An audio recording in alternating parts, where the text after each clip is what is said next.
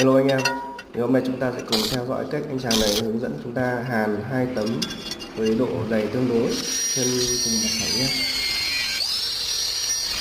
Đó thì nếu mà để trực tiếp như thế thì chúng ta hàn không được đâu. Thì muốn hàn cũng không được nấu.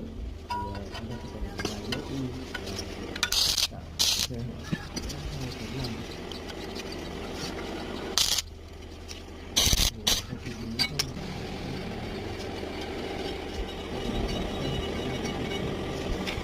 cho muối hàn